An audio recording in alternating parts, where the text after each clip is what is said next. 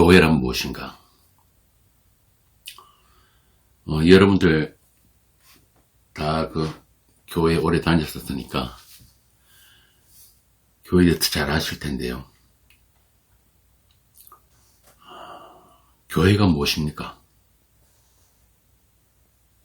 바꾸어 말하자면 교회는 누구입니까?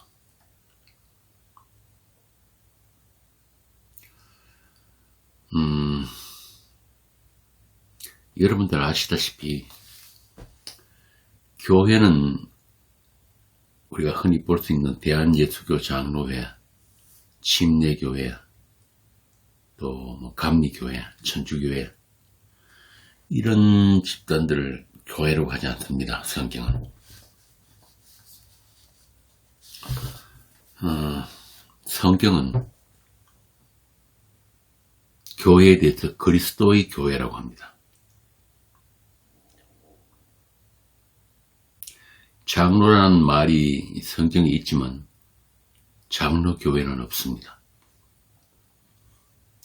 침례라는 말이 성경에 있죠. 그렇지만 침례교회는 없단 말이죠. 감독이란 말도 성경에 있지만 감독이란 교회는 없습니다. 오직 그리스도의 교회만 있습니다. 그리스도의 거치된 자들의 교회. 마태복음 잠깐 볼까요? 마태복음 16장에 보면은 주님이 교회에 관해서 말씀하신 게 있죠. 16장 18절입니다.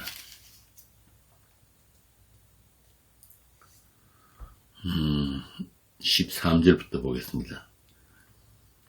예수께서 빌립보 가이사랴 지방에 이르러 제자들에게 물어 이르시되 사람들이 인자를 누구라 하느냐?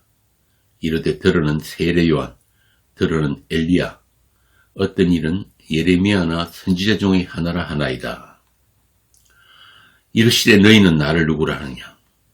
시몬 베드로가 대답하여 이르되 주는 그리스도시요 살아계신 하나님의 아들이시니이다.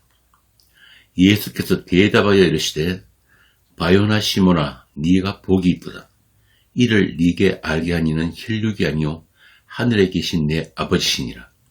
또 내가 네게 이르노니 너는 베드로라. 내가 이 반석 위에 내 교회를 세우리니 음부의 권세가 이기지 못하리라. 아멘. 어디다가 교회를 세운다고요?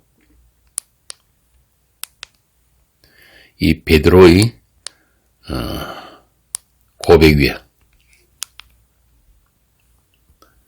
베드로의 고백 위에다가 주님이 내 교회를 세우신다. 내가 내 교회를 세우리라. 바꾸어 말하면은 교회는 인간의 손을 떠나 있다. 이런 뜻입니다. 사람이 세울 수도 없고 사람이 계획할 수도 없고 또 타락시킬 수도 없는 교회. 그래서 인간에 의한 인간의 구원을 위한 인간의 교회는 교회가 아니다.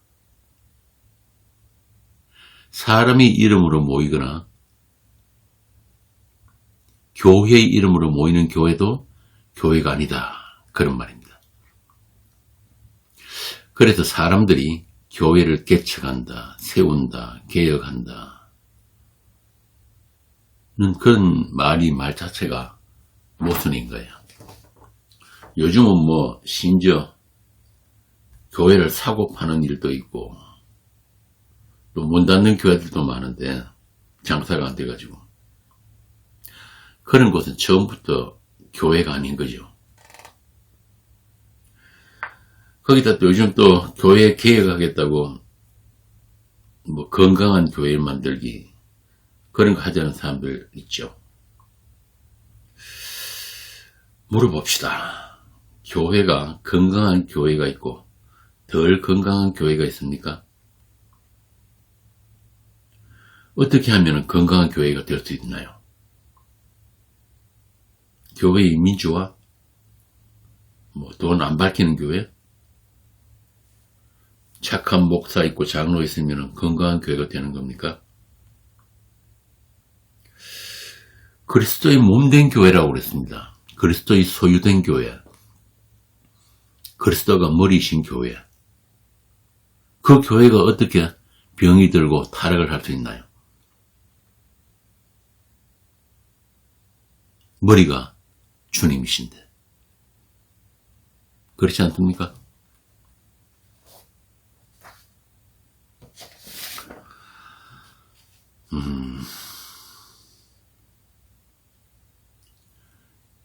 결론부터 말씀드리자면 교회는 그리스도의 몸으로서 교회만 교회입니다.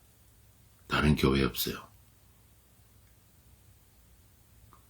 사람을 위한 교회도 없고 인간 구원을 위한 교회도 없습니다. 그래서 하나님이 피로 사신 성도 한 사람 한 사람을 교회라고 하는 거예요. 에클레시아. 그러니까 그들은 교회는 세상으로부터 세상 밖으로 불려나왔다는 의미에서 에클레시아라고 합니다. 이 에클레시아라는 단어 자체가 여성명사예요. 하나님의 신부로 불려져 나온 거룩하고 흠이 없는 순결한 신부들. 실감나십니까? 여러분 표정이 난 아닌데요. 흠도 많고 깨끗하지 못한 죄인인데요 하는 분위기인데 맞습니다. 그건 여러분이 자신을 볼 때 그렇고 하나님이 여러분을 보시는 시각은 그렇지가 않아요. 왜? 여러분이 있기도 전에 어떤 행위를 하기도 전에 영원 전에 이미 아들의 피로 거룩하고 흠이 없는 자녀들이 되었기 때문에 그렇습니다. 교회는 그들이 교회란 말입니다. 에베소서 1장 3절부터 7절에 쭉 나오잖아요. 한번 읽어볼까요?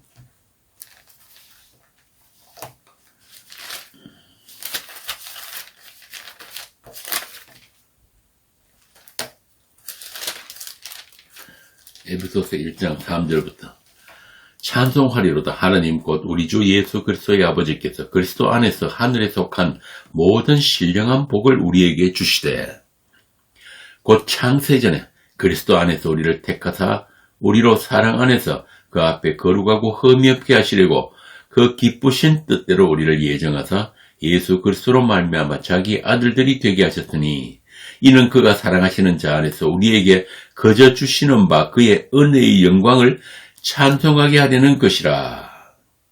우리는 그리스도 안에서 그의 은혜의 풍성함을 따라 그의 피로 말미암아 속량 곧 죄사함을 받았느니라.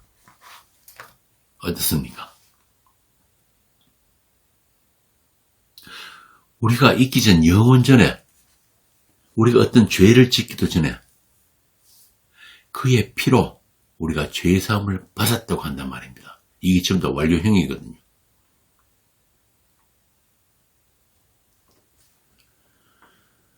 자, 그러면은 우리가 인생을 똑바로 살고 착하게 살고 예수 잘 믿어가지고 우리가 교회된 건 아니잖아요. 이것부터 우리가 알고 교회가 뭔지를 배워야 된단 말입니다. 그러니까 교회란 이미 하나님 안에서 교회가 된 자들만 교회예요. 자기가 교회되고 싶어서 교회되고 이런 거 없단 말입니다. 그리고 그 교회는 한 사람도 더하거나 뺄 수가 없는 교회예요. 이미 확정되었기 때문에 영원전에. 어떤 나쁜 짓을 하고 어떻게 타락하고 나는 다시는 예수 안 믿을 거야 그러고 교회 안 나가고 그래도 그 사람 교회일 수가 있는 겁니다. 하나님이 결국 그 사람을 교회에 합당한 자로 새롭게 창조해내신단 말이죠.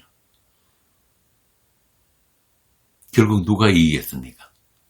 당연히 하나님이 이기시죠. 그래서 성도의 인생은 다들 성공한 인생이에요. 모든 인간은 죽음으로 끝나기 때문에 실패지만 성도는 하나님이 성공한 인생이란 말입니다. 이걸 아는 사람들이 교회예요. 자, 그러면은 그 하나님의 신부들, 하나님의 자녀들, 어린 양이 혼인잔치에 들어간 어린 양의 신부들이 어떻게 가능했는가? 또 그들은 무엇을 위해서 지음을 받았고 어떻게 그런 자격을 갖추었는가? 아시는 분? 그들의 조건이나 자격이 뭘까요? 교회의 조건이나 자격. 마태복음 22장에 그게 나옵니다. 마태복음 22장에 보면 예수님의 비유가 나오죠. 천국에 관한 비유입니다. 다른 말로 혼인잔치 비유죠. 이 누가복음에도 나오는 비유인데 예수께서 다시 비유로 대답하여 이르시되 천국은 마치 자기 아들을 위하여 혼인잔치를 베푼 어떤 임금과 같으니 그 종들을 보내어 그 청한 사람들을 혼인잔치에 오라 하였더니 오기를 싫어하거늘 다시 다른 종을 보내며 이르되 청한 사람들에게 이르기를 내가 5천을 준비하되 나의 소와 살찐 짐승을 잡고 모든 것을 갖추었으니 혼인잔치에 오셔서 하라 하였더니 그들이 돌아보지도 않고 한 사람은 자기 밭으로 한 사람은 자기 사과를 가고 그 남은 자들은 종들을 잡아 모욕하고 죽이니 임금이 노하여 군대를 보내어 그 살인한 자들을 진멸하고 그 동네를 불사르고. 이상하지 않습니까? 아니 임금이 잔치 준비를 다 해가지고 사람들을 초청을 했는데 안 온단 말이에요. 돌아보지도 않고 다 자기 일자를 갚버리고. 그래서 임금이 그 남은 자들을 진멸해버렸다. 왜 그랬을까요? 왜 임금이 혼인잔치에 다들 안 가려고 했을까요? 이유는 간단합니다. 자기들이 원하는 천국이 아니기 때문에 가려요.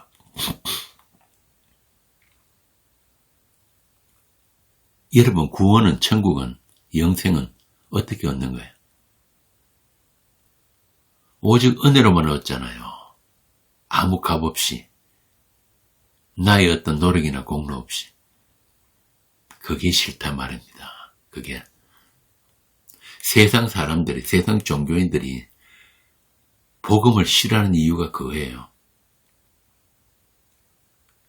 내 구원, 내 천국에 내 땀 한 방울에도 들어가야지. 그게 내 것이 되잖아요. 그런데 복음은 너희들이 어떤 노력과 어떤 수고로도 어떤 공로로도 어떤 열심과 충성으로도 구원 못 받는다. 너희들이 아무리 착해도 아무리 율법 잘 지키고 교회에 충성을 해도 구원 없다. 그게 복음이거든. 왜? 예수님이 십자가가 그걸 이야기하니까.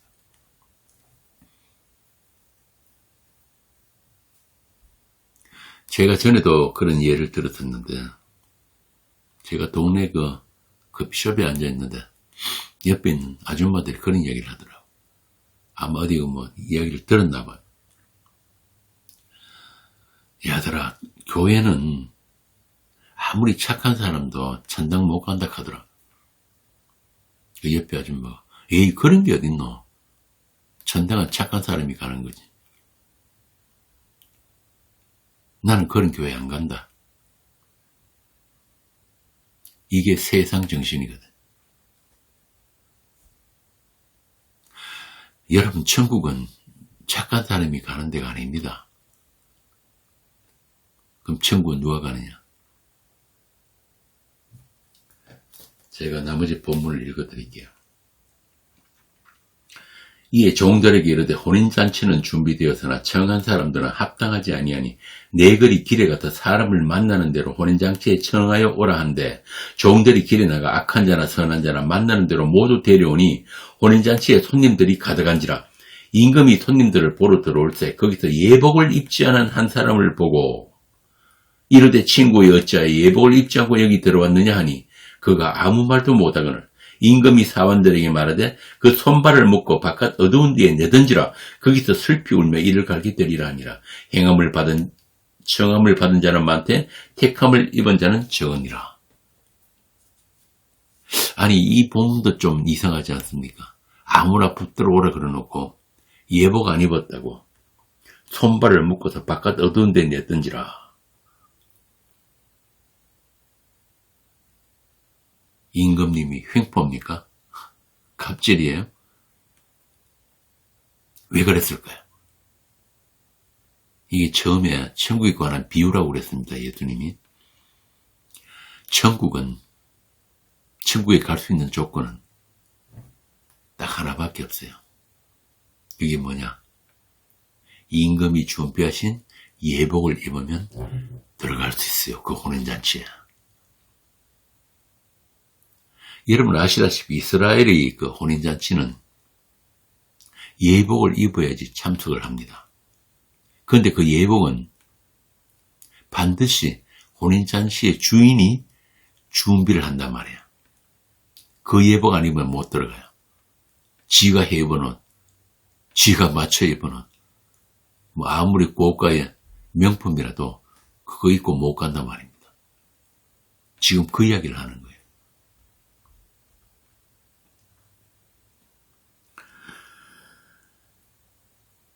교회는 천국의 왕이신 하나님께서 준비하신 예복을 입은 자들만 교회로 갑니다.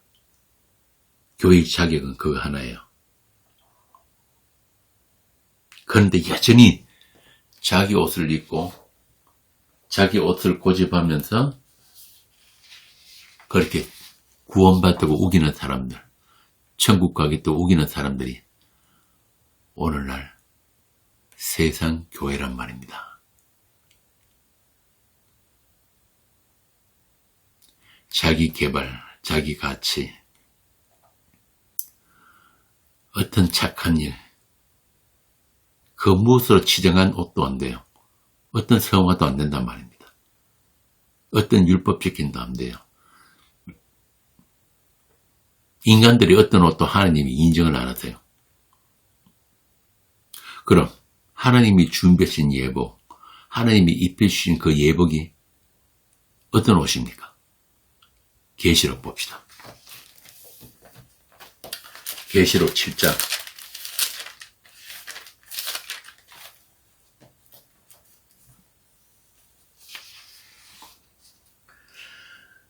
7장 13절 장로 중 하나가 응답하여 나에게 이르되 이 흰옷 입은 자들이 누구며 또 어디서 왔느냐?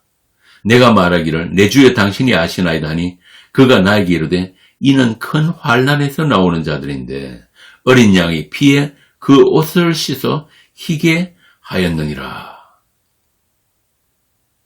그러므로 그들이 하나님이 보좌 앞에 있고 또 그의 성전에서 밤낮 하나님을 섬김에 보좌에 앉으시니까 그들 위에 장막을 지시리니 그들이 다시는 줄이지도 아니하며 목마르지도 아니하고 해나 아무 뜨거운 기운에 상하지도 아니하리니 이는 보좌 가운데 계신 어린 양이 그들의 목자가 되사 생명수 샘으로 인도하시고 하나님께서 그들의 눈에서 모든 눈물을 씻어 주실 것입니다. 분명하지요. 이 예복은 어린 양의 피에 씻은 흰옷 세마포란 말입니다. 같은 말씀이 19장에 있습니다. 계시록 19장 6절을 보겠습니다. 7절 우리가 즐거워하고 크게 기뻐하며 그에게 영광을 돌리세 어린 양이 혼인 기약이 이르렀고 그의 아내가 자신을 준비하였으므로 그에게 빛나고 깨끗한 세마포 옷을 입도록 허락하셨으니 이 세마포 옷은 성도들의 옳은 행실이로다. 이 깨끗한 세마포 옷. 이게 성도들의 옳은 행실이라니까요. 다시 말하자면은 예수 믿음. 우리들의 예수 믿음이 바로 이 깨끗한 세마포 옷이고 우리들이 옳은 행실입니다. 그리고 그 믿음은 하나님께서 우리에게 주신 선물이죠. 우리에게는 본래 없는 거니까. 그래서 믿음으로 구원받는다 그러는 거예요. 믿음으로 구원받는다는 말은 반드시 뒤에 뭐가 따릅니까? 우리의 행위는 아니다. 이 말이거든요. 은혜로 구원받았다. 믿음으로 구원받았다. 우리 행위는 아니다.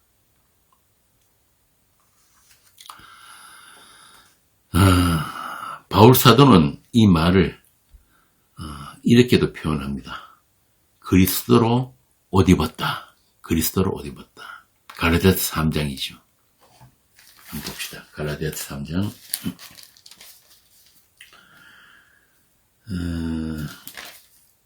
3장 26절 너희가 다 믿음으로 말미암아 그리스도 예수 안에서 하나님의 아들이 되었으니 누구든지 그리스도와 합하기 위하여 세례를 받은 자는 그리스도로 옷 입었느니라. 그리스도로 옷 입은 사람들. 다시 말해서 그리스도와 합하기 위해 세례를 받은 자들. 그렇게 그리스도와 하나가 된 사람들. 그들을 그리스도의 한몸된 신부라고 합니다. 그럼 여기서 그리스도와 합하기 위하여 세례를 받았다는 말은 무슨 말이에요? 그냥 저 교회에서 머리에 물 뿌리는 그 세례를 이야기하는 겁니까? 그런 세례 받아도 되고 안 받아도 됩니다. 그게 중요한 게 아니에요. 그럼 어떤 세례를 받아야 하느냐? 성령 세례죠. 우리 여름 캠프에서 했잖아요. 성령 세례. 성령 세례가 뭡니까?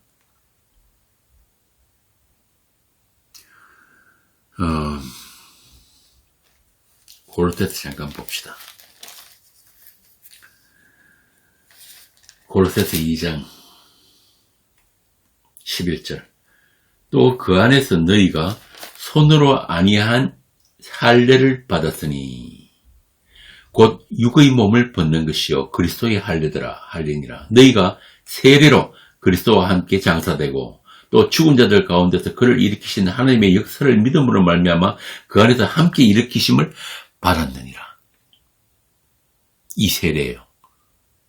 예수 그리스도의 죽음에 연합되고 또 예수 그리스도의 부활에 연합되는 그 세례, 우리의 육적 몸을 벗는 그 세례. 그러니까 예수님의 그 십자가의 죽음이 우리에게 나누어지고 또 그 부활의 생명도 나누어진 것.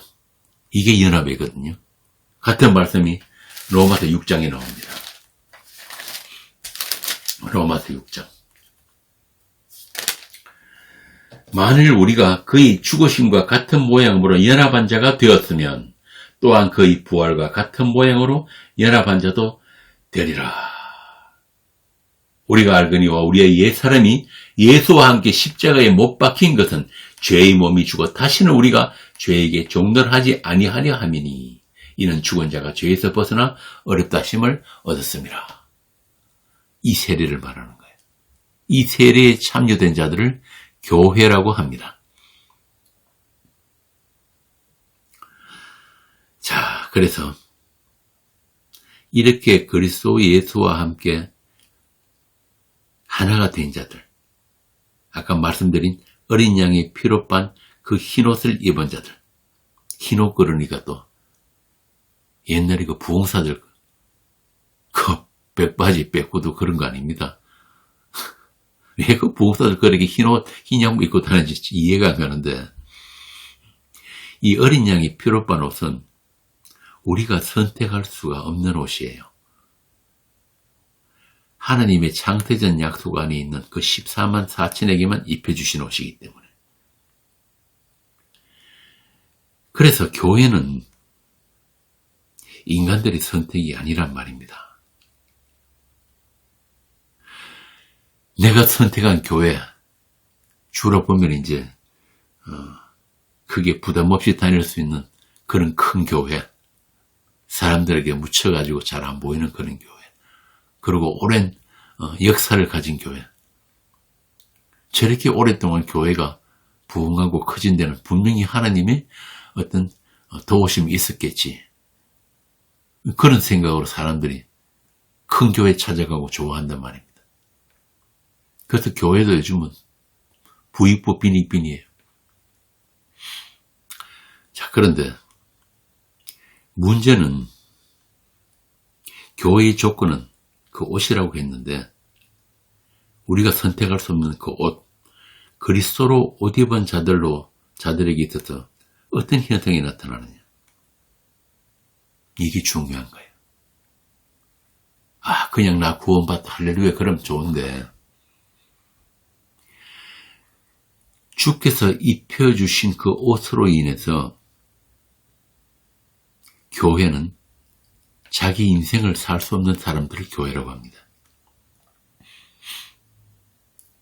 자기 주체를 빼앗겨버린 사람들. 제가 강론 처음 시작할 때 에클레시아는 이미 세상 밖으로 불려놓은 교회라고 했죠. 이 말은 무슨 말이냐면 이제 더 이상 세상에 기대할 것이 없는 사람들이란 뜻입니다. 그래서 그들은 예수님의 피로 세상과의 경계를 가졌고 세상으로부터 찢겨져 나온 사람들이 있다 보니까 아무리 내가 세상을 사랑하고 세상에 뿌리내고 싶어도 내릴 수가 없는 사람들이에요. 세상에 살면서 세상 속에 살면서도 세상과 분리된 사람들, 그들을 거룩한 교회라고 합니다. 교회는 거룩한 교회예요. 그들 자신은 여전히 죄인이지만 세상 사람들과 똑같이 그렇게 살아가지만 그들에게 입혀주신 신부의 예복으로 인해서 하나님께서 거룩하다고 여겨주시는 거예요. 뭐 착한 일 많이 하고 뭐 점점 성화되어 가지고 그렇게 거룩한 게 아니에요. 이미 거룩한 자로 세상에 태어났단 말입니다. 이미 모태에서부터 우리가 죄인이지만 또한 우리 모태에서부터 우리는 의인이에요.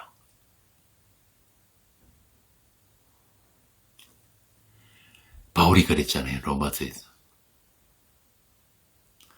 하나님이 긍휼히 여기시기 위해서 태어난 자가 있고 또 하나님이 진노의 그릇으로 태어난 자가 있다. 참 불합리하고 불공평하죠. 그래서 세상 사람들이 이 복음을 싫어하는 거예요. 세상 교회들 역시 이 순전하고 깨끗한 복음을 가공해버렸단 말입니다. 이런 것들 때문에. 모든 사람들이 다 들을 수 있는 복음으로 그렇게 변개시켜버린 거예요. 왜? 그래야 교회 사람들이 모이니까. 그러나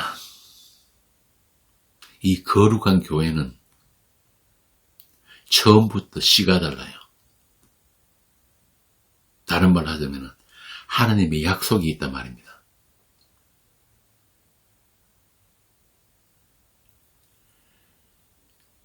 그들을 가지고 베드로 사도는 하나님의 핏부림을 입어 나그네 된 자라고 합니다. 한번 볼까요? 베드로전서 1장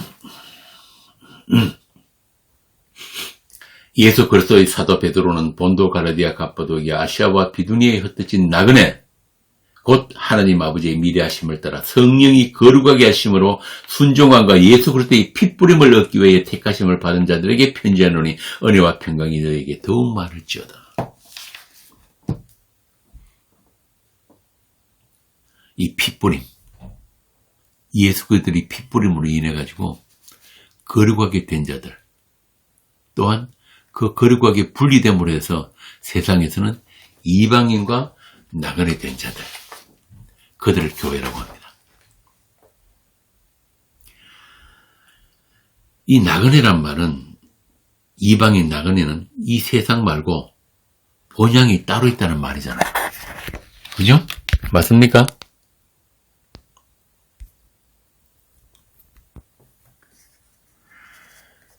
이 사도는 지금 그렇게 이 땅에서 나그네 된 자들에게 편지한다고 합니다.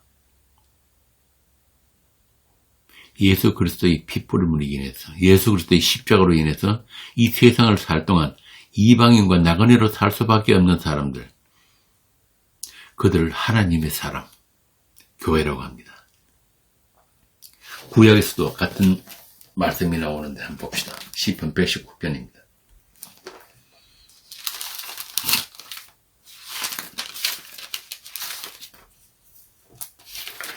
시편 119편 17절 보겠습니다.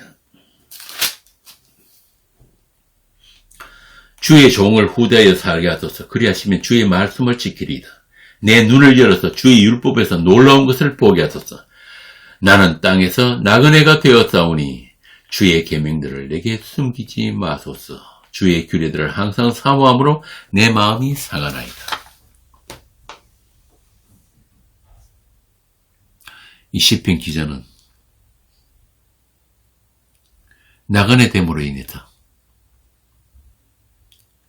내가 이제 주의 규례에, 주의 말씀에 눈이 열리게 되었다고 이야기하는 거예요. 참 재밌죠? 오늘날 세상 교회가 기독교, 세상 사는데 도움이 되는 그런 예수, 내 인생을 행복하게 살 수 있게 그런 교훈같이 침서가 되는 성경으로 가르쳐 놓아가지고 보세요. 오늘날 좀 사람들 모인다는 교회는 다 그런 거 가지고 프로그램 만들고 그런 성경 공부 많이 할수록 사람들 몰리니까. 대형 교회들이 전부 하는 일이 뭐냐면은 세상을 어떻게 행복하게 잘 살까 그에만 한단 말이에요. 구원은 따는 당상이니까. 맞습니까? 그래가지고 계속 가르치는 게 구원의 확신 뭐 이런 거 가르치잖아요. 어떻게 하면 구원의 확신을 가질 수 있는가.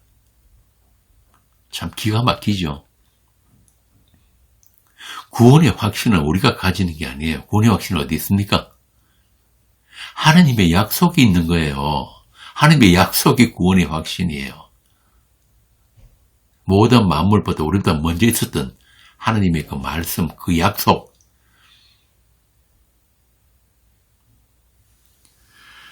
하여튼 이 세상 교회들이 서비스 정신에 충만해가지고 왜? 손님은 왕이니까.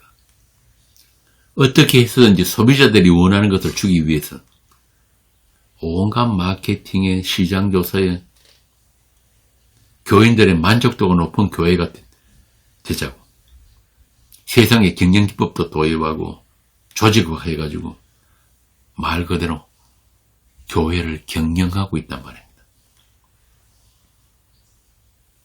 그거 잘하는 목사 청빙하잖아요. 외국 가서 학위 받은 목사, 학위가 몇 개나 되고 경영 실적이 좋은 목사, 그런 목사 고른단 말입니다. 교회 장로들 모인 당회라는 데가 하는 짓이 그런 거예요. 내 피와 땀이 들어간 교회, 내 돈이 들어간 교회. 그런 교회가 더욱 커지고 성공한 교회가 되도록. 그래서 세상 보란 듯이 수천억짜리 예배당도 짓고 우리 교회에서 국회의원도 나오고 시장도 나오고 대통령까지 나오는 그런 교회. 그런 세상이 부러워하는 그런 메가처치가 모든 목사, 장로, 종교인들의 꿈입니다. 그런데 그거요, 바벨이에요. 세상 속에 우뚝 솟던 바벨탑 하나 세우는. 그런데 그 바벨이 이제는 온 전 세계로 다 퍼져나갔단 말입니다. 이게 하나님의 원수된 교회입니다. 계시록에 나오는 사단의 회당 큰 성 바벨론이란 말입니다. 그래서 성도는 하나님의 정인들은 그들을 향해서 외치는 거예요. 거기서 나오라고. 그의 죄에 참여하지 말고 그가 받을 재앙을 받지 말고 거기서 나오라.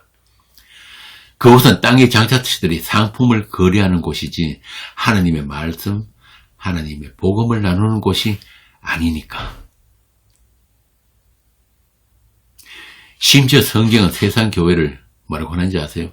사람들의 영혼을 매매하는 곳이다. 그 바벨론이 어떤 곳인지 한번 봅시다. 계시록 18장 18장 7절부터 봅시다. 그가 얼마나 자기를 영화롭게 하였으며 사치하였는지 그만큼 고통과 애통함으로 갚아주라.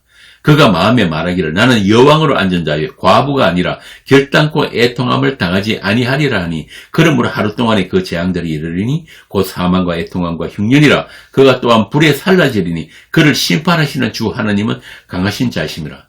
그와 함께 음행하고 사치하던 땅의 왕들이 그가 불타는 연기를 보고 위하여 울고 가슴을 치며 그의 고통을 무서워하여 멀리서서 이르되 화이도다 화이도다 큰 성 견고한 성 바벨론이여 한 시간에 내 심판이 이르렀다 하리로다.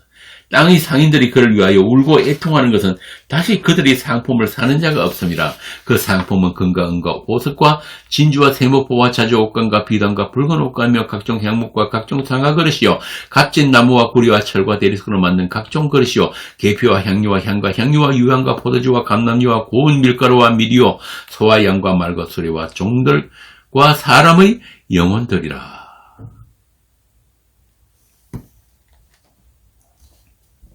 이게 무슨 말이야? 큰 성 바벨론, 세상 종교의 그 세상이 거래하고 있던 것들이에요.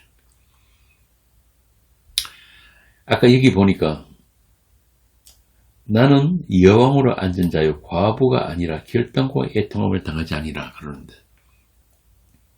여러분 성도는요 이 땅에 사는 동안에 과부와 과로 사는 사람들이에요. 앞에 나그네와 이방인 또 과부와 과로 산단 말입니다. 그래서 성경에 과부와 과 얘기가 계속 나오는 겁니다.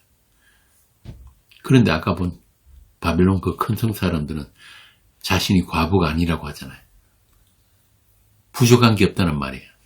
스스로 여왕의 자리에 앉은 여자. 그런데 하느님의 교회는 인생을 사는 동안 신랑과 떨어져서 살고 있고 아버지 집을 떠난 과부와 고아들이 모인 곳이 교회예요. 그래서 늘 본향 찾는 사람들이란 말입니다. 그 아버지 집을 그리워하면서. 구약에 보면 선지자들이 그랬잖아요. 이방인과 나그네 고아 과부를 압제하고 학대하지 말라. 너희들이 세상에서 그 이방인이고 나그네고 고아요 과부들이다. 아무리 이 세상에 더 많은 것을 가지고 아무리 높은 지위에 올라가도 성도는 세상 사는 동안 나그네요 이방인이요 고아요 과부로 살게 됩니다. 앞에 봤던 그 계시록의 그들처럼 세상과 간음하면서 살 수가 없단 말이에요. 성경이 말하는 음행 간음이란 말은 무슨 바람 피우고 그런 거 이야기하는 거 아니에요. 세상 가치, 세상 정신에 매몰되어 가지고 살아가는 인생들은 다 음행이고 간음이에요. 신랑 예수보다 다른 것들을 더 사랑하는 것, 그게 간음이란 말입니다.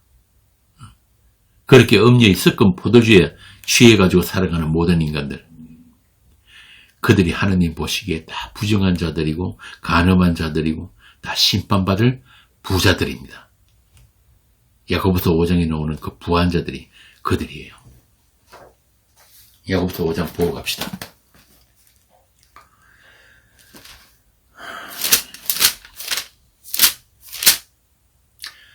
들으라 부한 자들아, 너희에게 이 말 고생으로 말미암아 울고 통곡하라.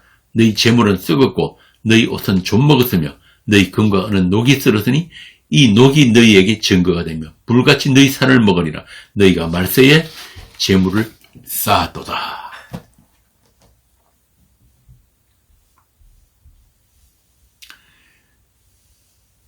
돈이 많아서 부한 자가 아니라 그 돈을 섬기는 자들이에요. 모든 인간들은 하나님이 주시는 그 은혜와 그 생명력으로 살게 되어 있는데 돈의 힘을 붙들고 살아가는 자들, 한마디로 만몬을 섬기는 우상 숭배자들이 그들입니다. 구약의 아브라함이 얼마나 부자였습니까? 유축도 많고 종들도 많고 엄청 부자였단 말이죠. 그런데 히브리서 11장에 보면은 그 아브라함이 이삭, 야곱과 함께 3대가 약속의 땅에서 텐트 치고 살았다고 하잖아요. 히브리서 11장 8절에.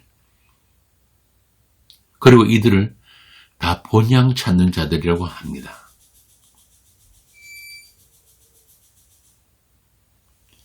내가 아무리 많은 것을 가지고 높은 지위에 올라 있어도 모든 세상 사람들이 인기를 한 몸에 받고 있어도 이 세상은 내 집 아니다. 내 집은 하늘에 있다.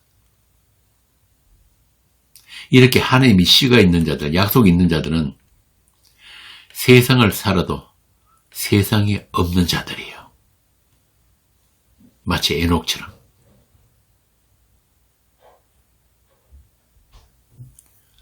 에녹이 죽었는데 성경이 뭐라고 합니까? 세상에서 보이지 않더라. 그럼 그 에녹은 어디로 간 거예요? 에녹은 하나님과 동행한 사람이잖아요. 하나님과 동행하다가 하나님 안으로 사라진 겁니다. 본래 세상에 없던 자예요. 있어도 없는 자. 그래서 죽었다고 하지 않고 죽음을 보지 않고 세상에서 보이지 않더라. 이렇게 성도는 세상 살면서도 세상 밖으로 불려나온 자들이에요.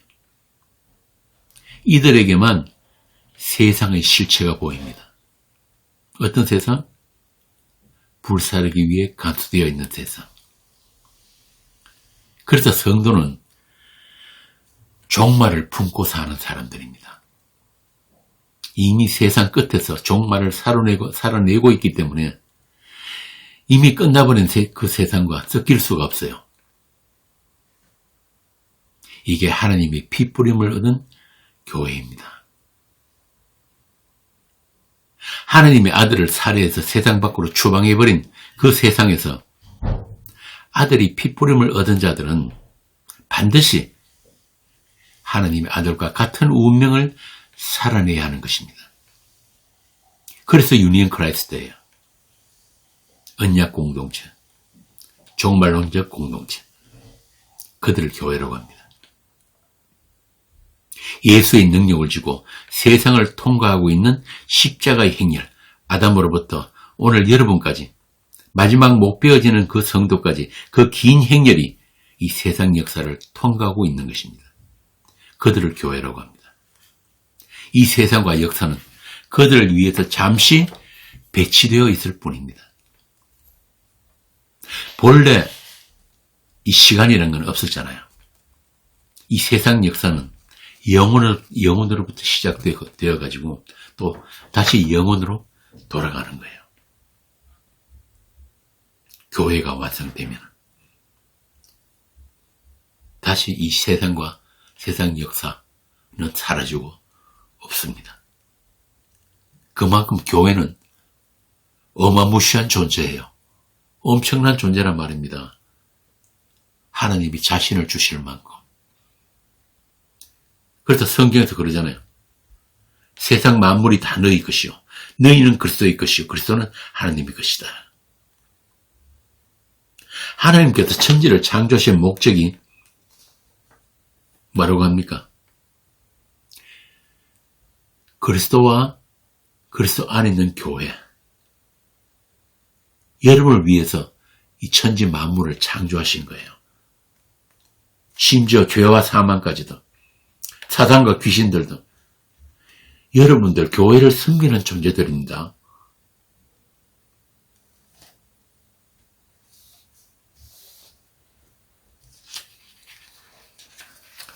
고린도서 6장 한번 봅시다.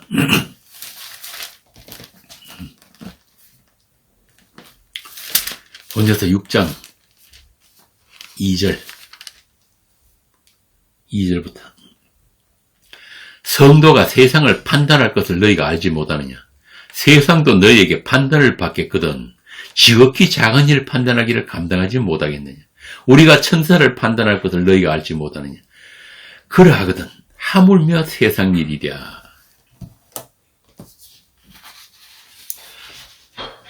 세상과 천사를 판단하는 사람들이 여러분이에요. 교회란 말입니다. 그런데 참 쪽팔리게도 걸핏하면은 무슨 교회 재산 문제 가지고 법원에 가지고 가고, 뭐 요새는 보니까 또 부자 세습 문제 때문에 법원 가서 재판하고. 아니 세상과 천사를 판단하는 교회가 이렇게 귀신들한테 놀림감이 되어서 되겠습니까?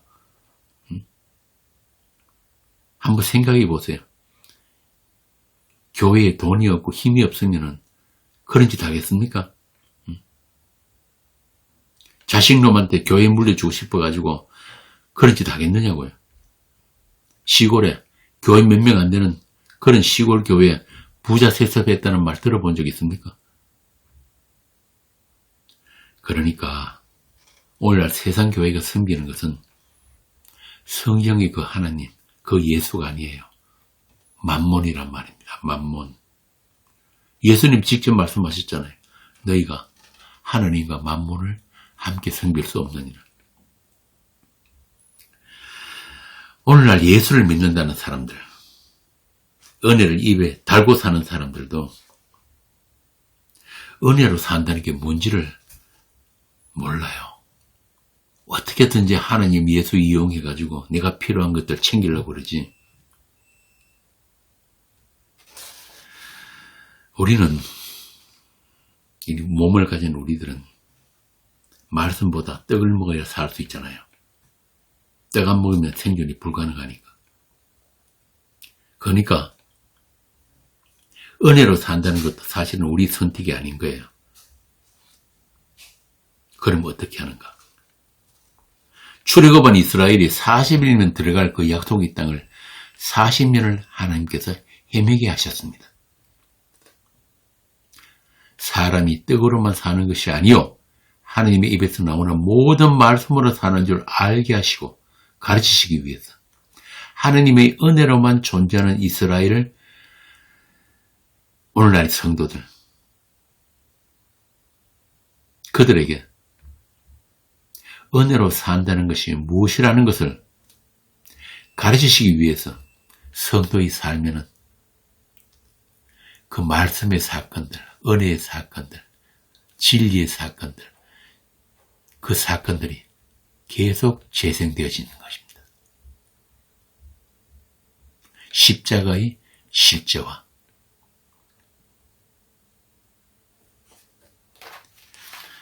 그럼에도 우리는 그 광야 이스라엘처럼 틈만 나면은 세상의 애굽의 그 부추만을 고기 달라고 투정하고 아무 짝에도 못하는 썩어 없어질 것들, 아까 야고보서 5장에 나오는 그것들, 그거 주워 모은다고 개고생하면서 살잖아요.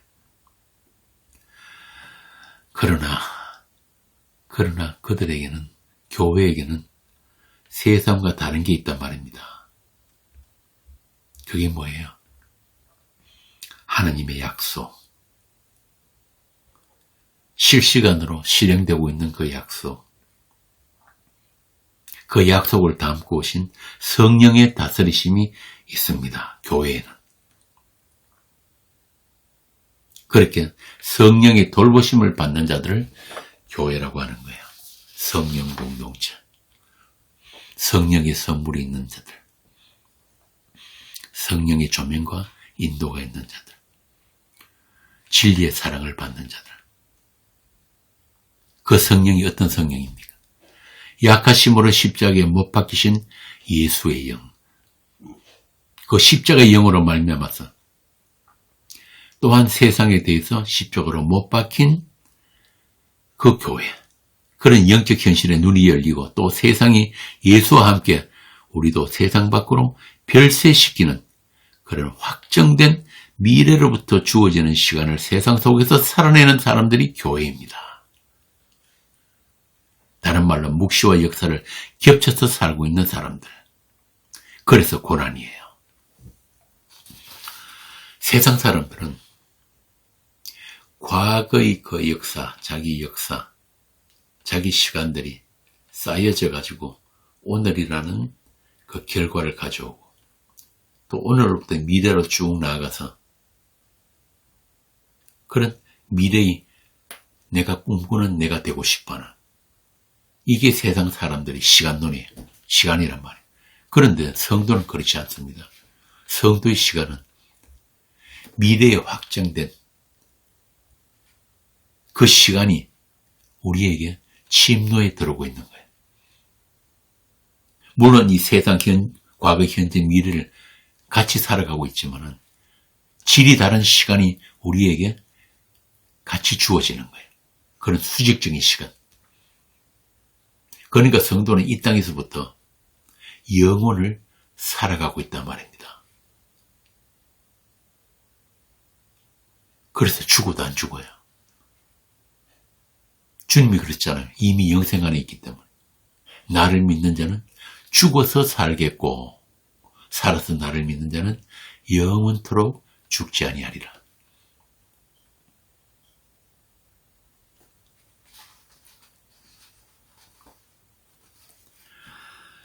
그래서 그 영생을 이미 살고 있는 교회이기 때문에 그들은 세상을 향해서 외칠 수 있는 교회예요. 무엇을 외칩니까? 심판을 외치는 거죠. 아까 제가 말씀드렸잖아요. 종말을 살아가고 있는 교회. 그들만 세상을 향해서 그 종말을 외칠 수 있단 말입니다. 너희가 십자가에 못 박은 예수를 하나님께서 주와 그리스도가 되게 하셨음을 가감없이 선포하는 교회. 오죽하면은 그 정인들이 큰산 길가에 그 정인이 죽으니까 세상이 서로 축하 선물 보내면서 즐거워하잖아요. 아, 드디어 저놈들 죽었구나.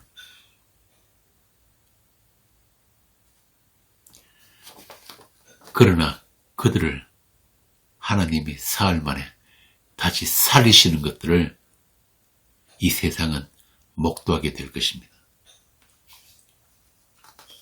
그래서 성도들, 교회의 눈에만 이 세상은 이미 불타고 있는 세상이에요. 그래서 예수와 함께 십자가에 못 박힌 자들, 그들 눈에만 이 세상은 이미 종말입니다. 그리고 그들은 날마다 예수의 죽음에 넘겨오는 그 죽음을 살고 있습니다. 그렇게 그들 안에서 사망의 역사함으로 인해서 생명도 너희 안에서 역사하게 된단 말입니다. 죽은 세상 속에 산 성도들의 모임, 그들을 교회라고 합니다. 그들만 죽음이 무엇이고 생명이 무엇인지를 알게 됩니다. 이렇게 교회는 천국 가고 싶은 사람들이 모인 곳이 교회가 아니에요. 열심히 교회 섬기고 성경 공부하고 구제하고 전도하고 그런 것들이 쌓여가지고 천국 가는 게 아니라 천국이 영생이 침노에 들어온 사람들의 모임으로서 교회입니다.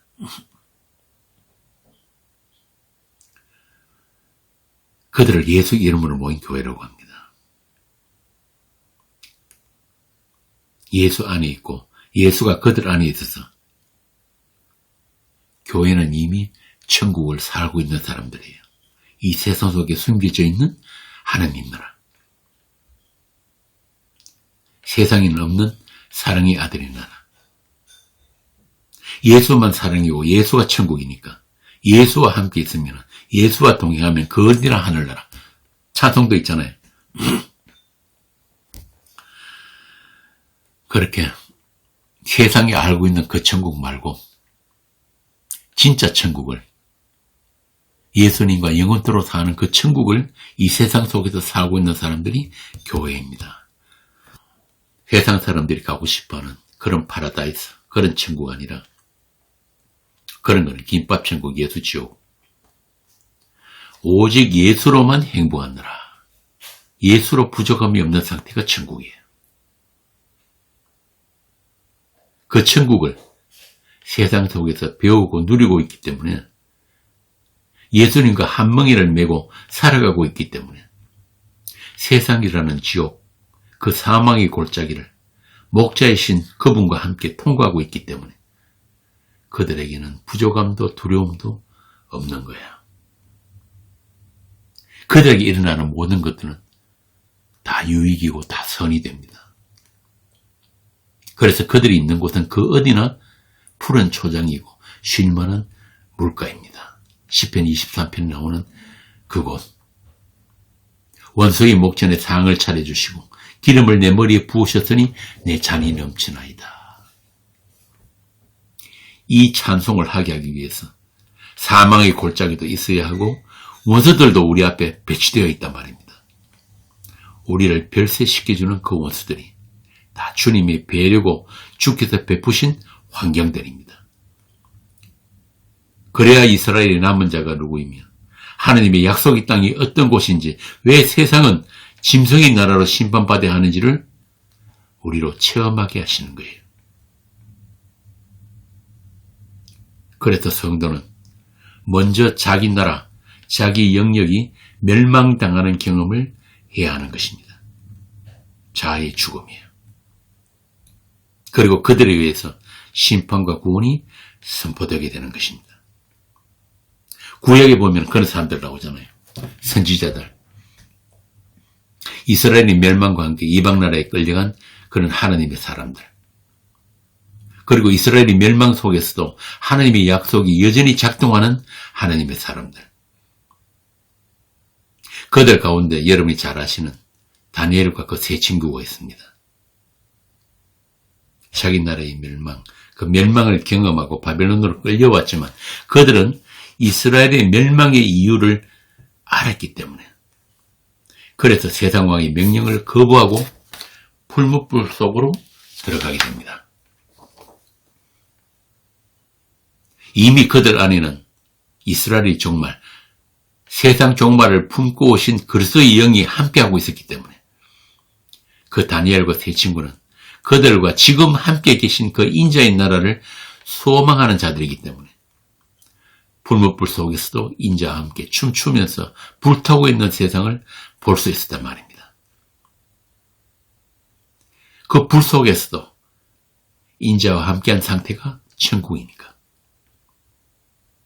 생각해 보세요. 그 불이 얼마나 강한 불인지 옆에 가까이만 가도 군사가 불타 죽어버렸는데 그 불 속에 들어간 그 세 친구들은 인자와 함께 춤추고 있단 말이에요. 그게 세상에 임한 천국이에요.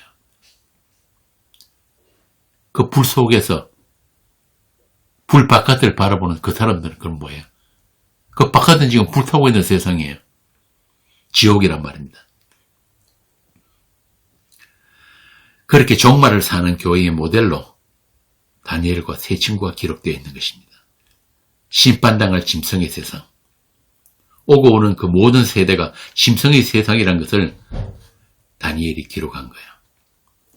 한번 볼까요? 다니엘서 7장.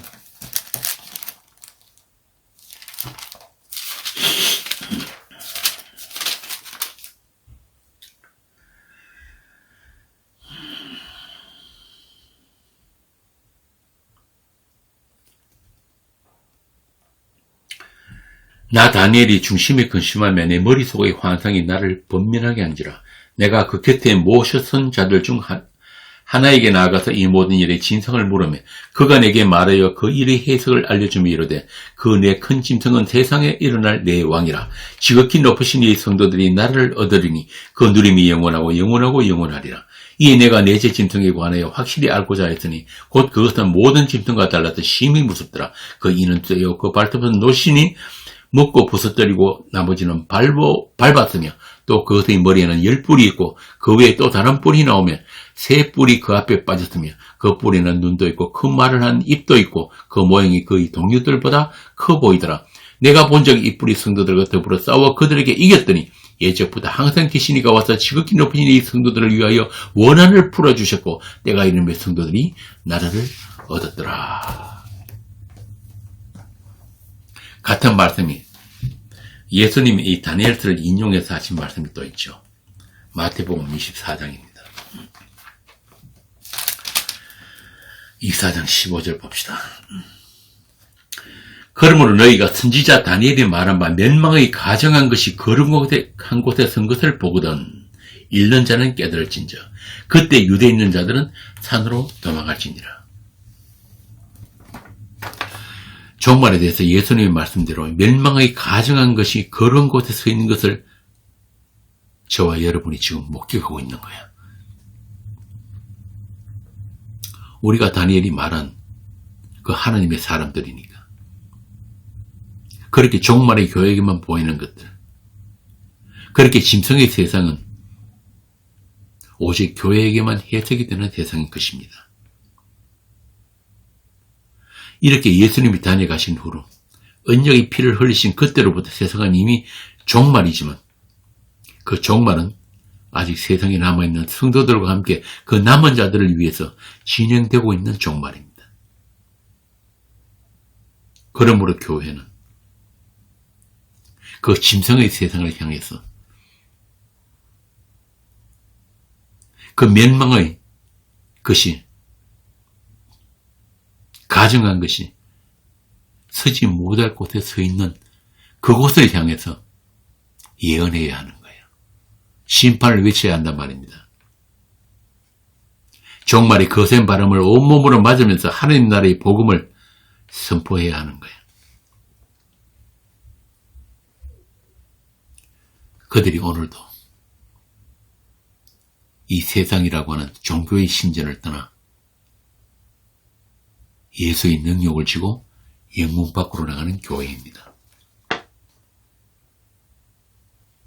하나님은 그들을 위해서 지금도 아들의 피로 우주 만물을 붙들고 계신 거예요.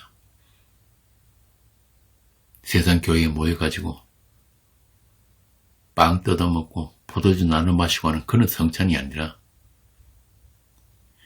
이 우주 만물이 이 지구가 기울어진 각도가 1도만 달라져도 완전히 불사 없어져 버리는데 별과 별 사이 거리가 조금만 바뀌어도 이 우주가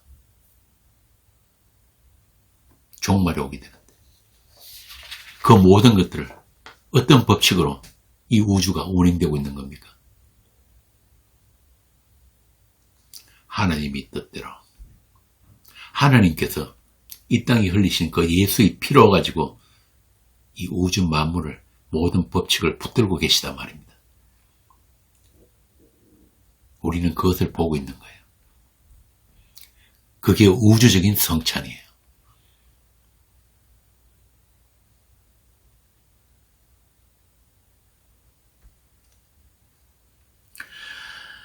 이제 여러분은 이 짐승의 나라에서 하늘로부터 내려오는 거룩한 성 새 예루살렘을 바라보는 교회입니다.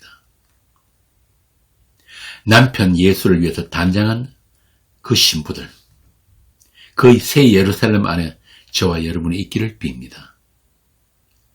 그러니까 그때까지 우리가 그 주님과 함께 새 예루살렘 성으로 내려오는 그날까지 잘 살아 계시면 됩니다. 그날은 이미 왔습니다. 기도하겠습니다. 하나님 아버지 은혜를 감사합니다. 우리가 선택한 것도 아니고 우리가 노력해서 된 것도 아닌데 이미 창세전에 우리를 거룩한 교회로 택하셨사오니 우리가 세상을 살아가는 이 남은 날들도 주께서 먹이시고 입히시고 또 인도하셔서 우리 아버지 집으로 가는 그 길로, 그 목적지로 함께 동행하여 주시옵소서. 이 세상을 향해서 주님의 그 깨끗하고 순결한 복음을 가감없이 담대하게 외칠 수 있는 그런 교회가 되게 하여 주시옵소서. 모든 영광이 십자가에 지신 우리 주 예수 그리스도께 있음을 우리가 모일 때마다 나누고 즐거워하고 누리고 찬송할 수 있는 그런 교회가 되게 하여 주옵소서. 우리 주 예수님 이름으로 기도합니다.